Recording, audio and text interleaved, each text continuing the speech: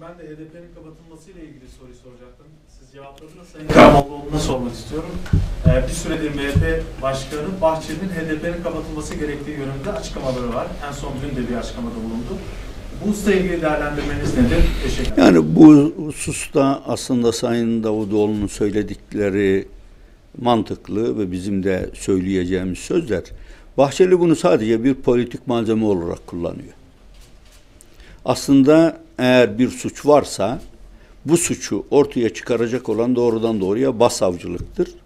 Anayasa Mahkemesi de karar verir.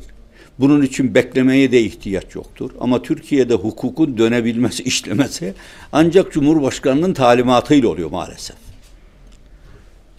O mesajı kime veriyor Sayın Bahçeli onu bilmiyorum ama her gün görüştüğü, herhalde rahatlıkla görüşebildiği Sayın Cumhurbaşkanı'na o mesajı veriyor benim anladığım kadarıyla.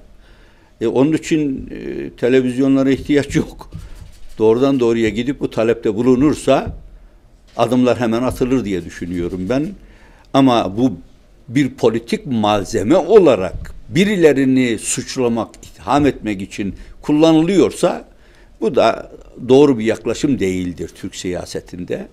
Biz partilerle seçmeni birbirinden ayırma durumundayız.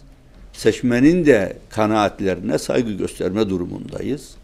Terörle de mücadeleyi prensip olarak ben Türkiye'de kolay kolay kimsenin benimsemeyeceği kanaatinde değilim. Elbette terörle sonuna kadar mücadele edilir. Teröristle mücadele edilir. Ama bunu bahane ederek siyasete alet etmek sadece acizliktir kanaatindeyim.